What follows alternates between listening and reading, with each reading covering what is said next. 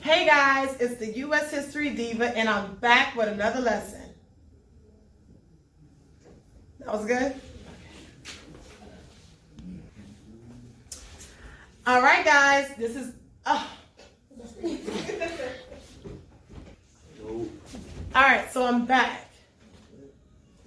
Hey guys, I am the U.S. History Diva, and I'm back at you with another hit lesson. Hit? What is For women's you still saying "the" and I didn't hit. Okay, so hey guys, it's the U.S. History Diva, and I'm back at you. I'm back at it for another lit lesson. Hey guys, it's U.S. Don't say "the." Hey guys, it's U.S. History Diva, and today I'm back at you with another banger lesson. Today's lesson. Hey guys, it's U.S. History Diva, and I'm back at you with another banger lesson. That's it. That's it. All right. Can I start teaching now? Sure. Okay. I'm still recording, by the way. So, if you're watching this video, I should have already introduced you guys to the main causes of World War II. But most importantly, I should have also set the stage for you guys to understand how the United States ended up getting involved in World War II. So you have to understand our position at the beginning. We did have a policy of isolationism where we wanted to not engage in world affairs. So once the war started, we did enact a series of laws to ensure that we stayed out of the war called the Neutrality Acts. And then after that, we changed our position and we decided to become involved in the war.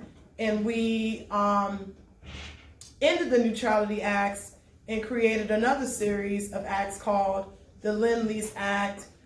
President Roosevelt signed the Selective Service Act.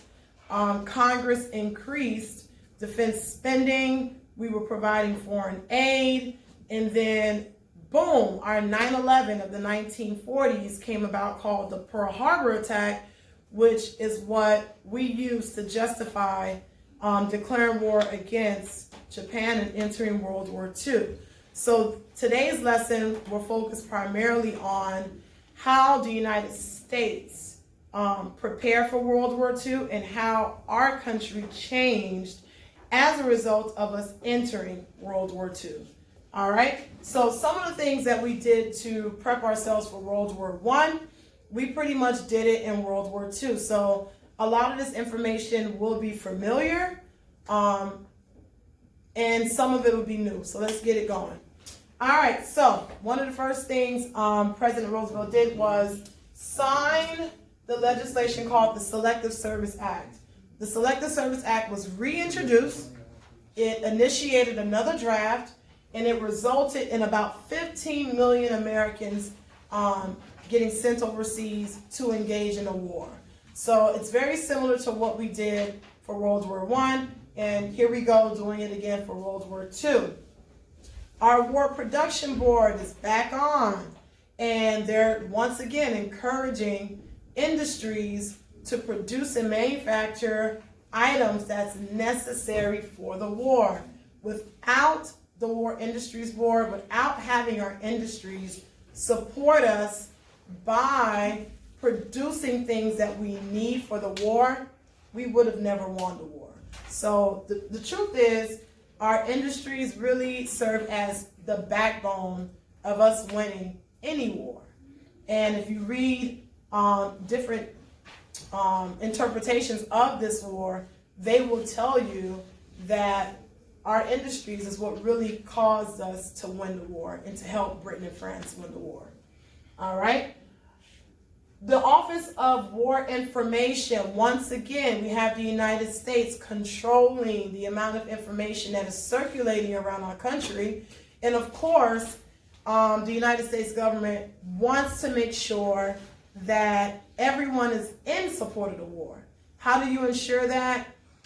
By controlling what's on the radio, by controlling what's being printed in newspapers, by posting what we call propaganda posters. The main objective is to control the flow of information and to ensure that any information that is being put out is in support of America engaging in World War II.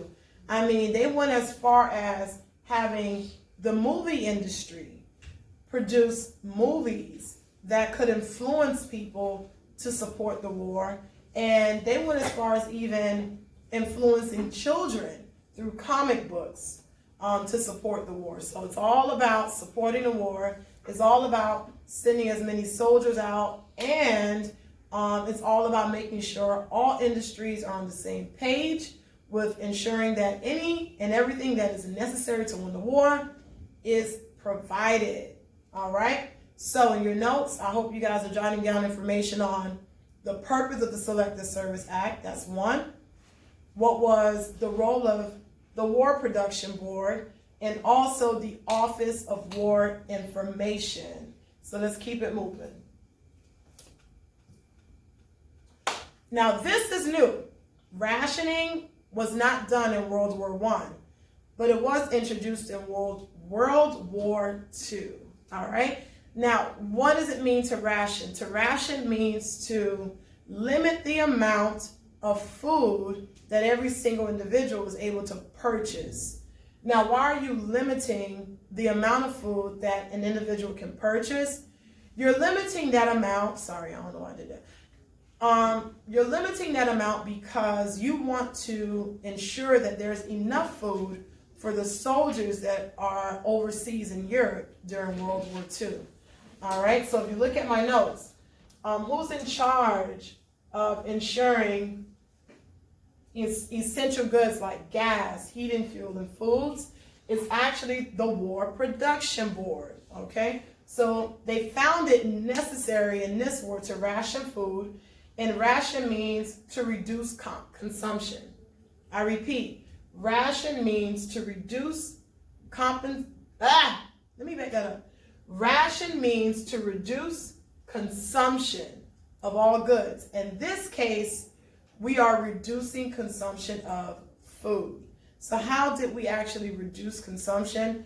If people wanted to go to the grocery store to make a purchase, they were able to do that with their money, but they also had to show the sales associate what we would call a ration coupon. And on that coupon, it indicates how much of anything that they were able to buy. All right? So consumers could buy no more than what was indicated on that coupon. In other words, if you were only able to buy 5 cans of green beans, you couldn't have 10 cans of green beans in your cart. All right? And for the most part, Americans were okay with rationing because if you go back, the Office of War Information has already influenced us and trained us into supporting the war. So you rationing was your way of supporting the war. All right. Some Americans would even go as far as creating what we would call Liberty Gardens. This is when they're they're growing their own fruits, their own vegetables, and they would do that in order to make contributions to the soldiers that were fighting overseas.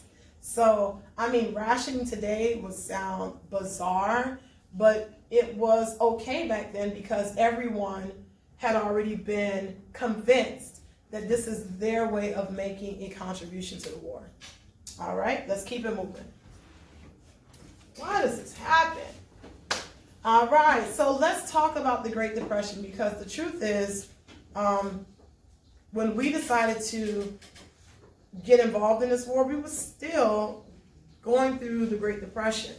Yes, I know you guys are familiar with FDR's New Deal, his policies, his work programs, and his safety net programs, and it did help out a little, but the truth is, engaging in World War II really took us out of the Great Depression, because now you have soldiers overseas, you have more job opportunities because the industries are now getting more business by producing products for the war.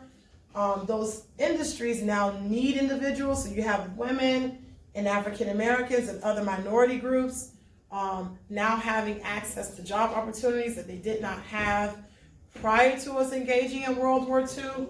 So, I mean, World War II really assisted us financially in getting out of the Great Depression. All right? So, how did it get us out of the Great Depression? I'm repeating this information again so you don't miss it. The demand for war production, decrease, high levels of unemployment, large numbers of people enter the armed service. Minority groups are now getting those jobs that others may have had in the past. You got farm production. Soldiers need to eat. So farm production has increased, which is now going to result in farmers being able to charge higher prices. Remember, those farmers were really having a tough time due to overproduction, low demand, and the effects of the Dust Bowl. All right, so the truth is, you know, war can be good, and it was definitely good for us. And because we entered the war, we were able to get out of the Great Depression. Let's continue. All right, so now that we have the people overseas, we have industries working, we have citizens rationing, the next big question is, how do we pay for this war? Well, we're going to pay for this war by collecting tax revenues. What do I mean by tax revenues? We're going to take money out of the taxpayer's paycheck. Everyone's working now, so because everyone is working, we're able to charge what we call an income tax. All right? Now, are we going to wait for everyone to send in their income tax payments? No. We're going to withhold taxes from workers' payroll. This is when we start to deduct taxes before a worker receives their paycheck. All right, that was a genius idea, because the truth is, if you're depending on someone to send income tax payments, in most cases they won't send it. So the government really generated a lot of revenue for the war by withholding taxes prior to an individual receiving their paycheck. In addition to that, the government did offer war bonds, and we're already familiar with war bonds. War bonds is basically a loan that is given to the United States government, and they make a promise to pay it back with interest. All right, so that's not something new. That's something that we've already discussed in regards to how we paid for the first war, and we're just continuing and adding, you know, tax revenues to it as well. All right, let's continue. Let's talk about some groups, starting with African Americans during the war. So, what's happening?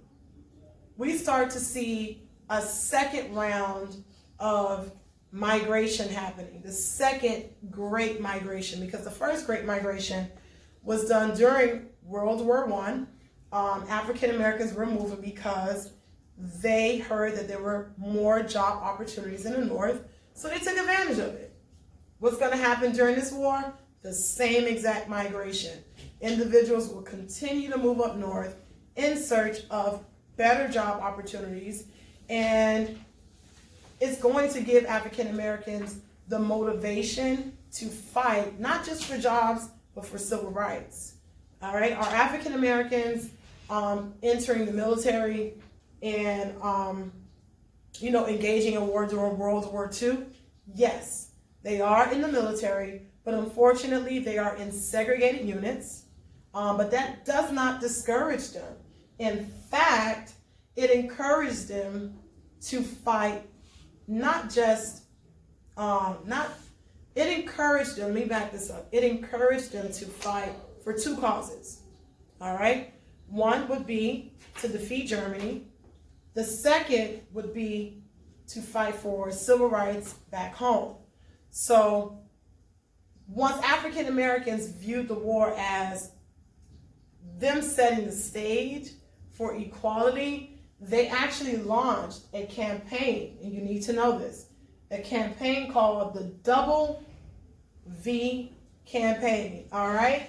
The Double V campaign for African Americans meant that they were fighting Nazism and they were also fighting against racism.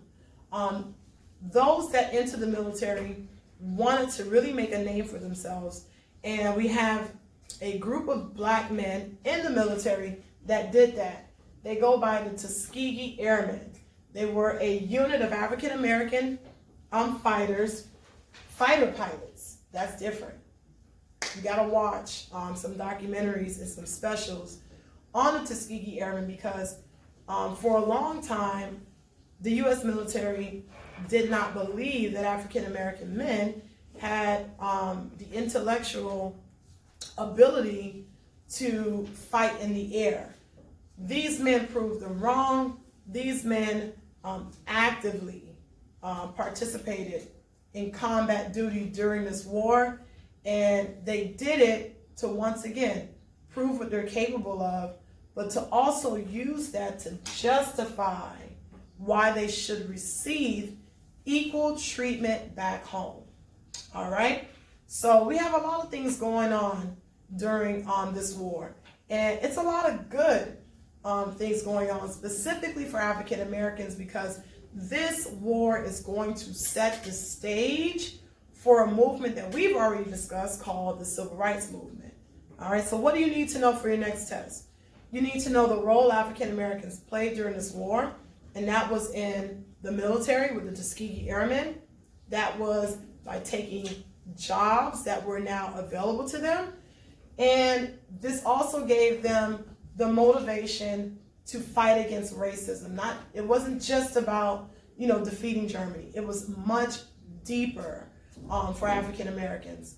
One particular individual that may appear on your next test is an African American that goes by the name of A. Philip Randolph.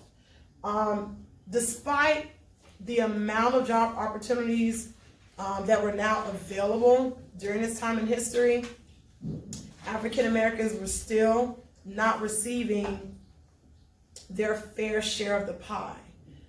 So Philip A. Randolph actually planned this march in Washington to kind of like bring it to the surface. Like, okay, we have all of these jobs, but we're not getting any of them. And if you can recall, 8% of African Americans were unemployed during the Great Depression. That's a huge number. So to have these job opportunities and not provide them to a community that is in dire need of jobs sucked. Okay, I don't really know any other way to explain it to you. So was there some success behind this march? Yes. This march actually motivated President Roosevelt to sign an executive order. It's major because executive orders don't require congressional approval. So Roosevelt signed this executive order that now provided federal jobs to African Americans. That's a major deal. Let's continue. Let's talk about women during the war. So women were already entering the workforce during World War I. And if you know your history after the war, women really started to come out of their shell due to the 19th Amendment. They now have the right to vote. Women were expressing themselves in terms of how they dress. We call those women flappers. And now it's time for women to really show the United States and the world that anything a man can do, I can do it better. Oh, okay, that's a whole different story. So what's happening during this war? Women are entering the military. They're volunteering to enter the military for the first time in U.S. history. Now, are they entering to engage in combat? No, but they are entering to assist with combat, which is great. So we have women becoming soldiers. We also have women entering the workforce here in the United States. But what's different about them entering the workforce during this war in comparison to the previous war is that they're taking on jobs that men normally dominate, jobs that require physical strength. And they're actually being encouraged to do it through a series of these propaganda posters. They're telling women, hey, we need you. And guess what? You can do it, which is why you should take on that construction job. Take on that job or position that has historically been held by a man. So women, once again, we see this progress. We see women now being, in some ways, treated equally, which is great. All right. So if you take a look at my notes, women back home stepped in to fill the gaps left by men. They were serving overseas. They took on jobs that were normally held by men in heavy industries. And this really just encouraged women to, be independent, be free, speak your mind. You can do it all. All right, let's move on. Let's talk about Japanese Americans during World War II. Now, Pearl Harbor takes place. Japan attacks the United States, and it puts us in a frenzy. I mean, we're looking at anyone of Japanese descent now as the enemy because of this attack. So doesn't matter if you were born here in the United States. If you are of Japanese descent, you are now labeled as an enemy. And President Roosevelt was very adamant about ostracizing those Japanese Americans with him issuing another executive order. Remember, executive orders don't need congressional approval. So if he issues an order, in most cases, it will be enforced. So what was this particular executive order about? This executive order permitted the military to relocate anyone of Japanese ancestry to, the textbook likes to call it relocation centers, but truthfully, they were concentration camps. I mean, we're viewing them as enemies of war. Who cares if they were born here or if they're law-abiding citizens? Because of their background, because of their ancestry, we placed them in concentration camps. I mean, if you think about it in today's society, it would be inhumane. We would actually deem this executive order as a violation of their civil liberties. But when you think about the mindset during the 1940s, most Americans were in support of it, unfortunately. Now, did all Japanese Americans, did all Japanese Americans agree to moving to these relocation centers? No. Of course, some of them will fight against it. And one particular man did. He goes by the name of Fred Korematsu. Fred Korematsu refused to relocate to the relocation centers. So he filed a lawsuit stating that this executive order is actually unconstitutional. So this court case made it to the United States Supreme Court, which is the highest court in the land. And unfortunately, the United States sided with President Roosevelt's executive order. They actually upheld his executive order and stated that he had the authority to do it due to the fact that he is technically the commander-in-chief. Now, despite what happened back then, do we accept responsibility for making such a poor decision? Yes. But it happened, and it's something that we need to acknowledge and learn from. Let's keep going.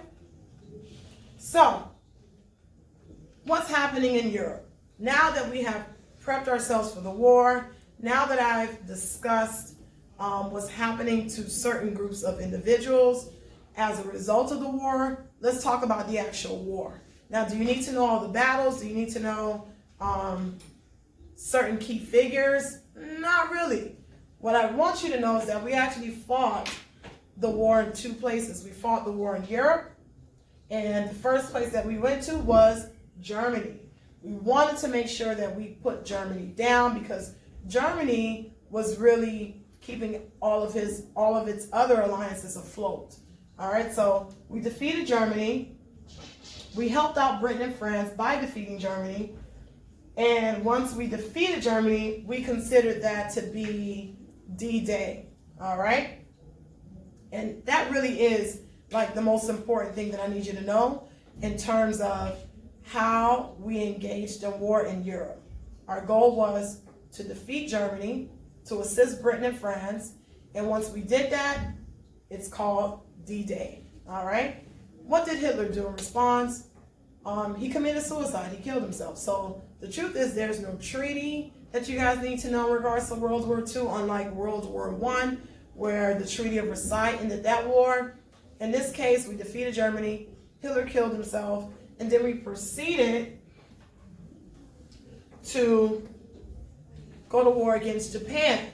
So the United States actually invested $2 billion in this project called the Manhattan Project. What was the Manhattan Project all about? It was actually a secret project to develop an atomic bomb. I mean, we were ready to drop bombs on Japan. And we did that, okay? We actually dropped 2 bombs. One in the city of Hiroshima, and the second in Nagasaki, I don't know. But we dropped 2 bombs, all right? And that pretty much sums up how we defeated Japan. Once we defeated Japan and Japan surrendered, we called that day VJ Day. V for victory, J for Japan. Get it? So the Manhattan Project, I repeat again, was a secret project to develop an atomic bomb. Once we developed it, we dropped those bombs on Japan, and that's how we defeated them. All right? Now, there's one particular thing that I have not discussed yet that is usually the main focus in world history, and that is the Holocaust. Why is it that I'm not dedicating a lot of time to it? It's not that I don't care. It's not that it's not an important event in history. Forget U.S. history, but world history. This class is created for students to learn history from a U.S. history perspective. So, yes, the Holocaust did take place. We were aware of the Holocaust, but the truth is the United States did not engage in World War II as a result of the Holocaust. We engaged in World War II because of the Pearl Harbor attack, and we also wanted to defeat Germany because Germany at the time was beating France and Britain, and those were our allies.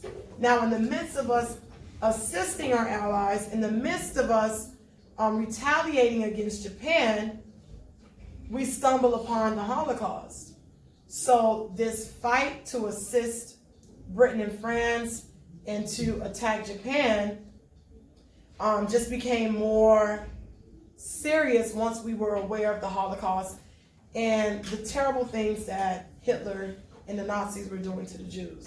So it wasn't our initial cause, but once we heard about the event, it just made the cause more so important, not just for Americans, but for everyone. All right? So, this is the Florida U.S. History EOC, and I think it's important that students understand the role that Florida took in regards to World War II. Florida actually played a huge role. We became a training ground for the armed forces, and this also gave Florida producers an opportunity to make some coins because, as you should know, the Great Depression impacted Florida farm industries. So this was great for us. All right, what are the consequences? In other words, how did the war end? The Allies ended up defeating Germany and their allies. Hitler, suicide. Japan, atomic bombs. And now that we've defeated our enemies, it was time to, move on and not make the same mistakes that we did after World War I. So how are we able to avoid making those same mistakes again? we started off by creating an international court system. And this trial will be known as the Nuremberg trials. We actually prosecuted Nazi leaders. It wasn't just about Hitler. Hitler's just one individual. How could one individual create so much chaos and havoc and kill so many people? He had to have a team. And these Nazi leaders, we weren't going to let them get away with their acts of inhumanity against the world. Because if you attack one group, you're attacking all. All right, so Nazi leaders were tried and convicted in the Nuremberg trials because had we allowed them to just walk away, who's to say that they wouldn't commit another Holocaust or invade another country? So that was one consequence of World War II. As a result of us defeating Germany, we took Germany and we divided Germany into 4 occupation zones. All right, so Germany was actually controlled by the Allies for a number of years. And it wasn't until the end of the Cold War, hopefully I'm not wrong, that Germany finally became independent. And then you have the East and West Germany come back together by breaking down the Berlin Wall. But that's a whole nother topic. All right. Now, one of the causes of World War II was due to the fact that we did not implement the League of Nations. We're very aware of that. We are aware that by not having this League of Nations, it triggered another war. So in order to avoid a third world war, we decide to create a totally new organization, international organization called the United Nations. What's the purpose of the United Nations? To prevent another war, to bring everyone together so they can sing Kumbaya and not perform these acts ever again. Have we had another war? Yeah, we've had a couple of wars. But have we had one to this magnitude? No, we haven't. So that sums up my lesson. I hope you guys completed your assignment that is attached to this video. I hope you're watching this video through Edpuzzle, because if you're not getting any credit, guys. Follow directions. Watch this video through Edpuzzle.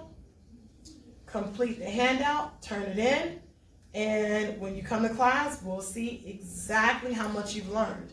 All right, remember, this video focuses on how we as a nation changed due to us engaging in World War II and how World War II ended. That's all, folks. Have a great day and stay tuned for another episode of the U.S. History Diva. Is that good?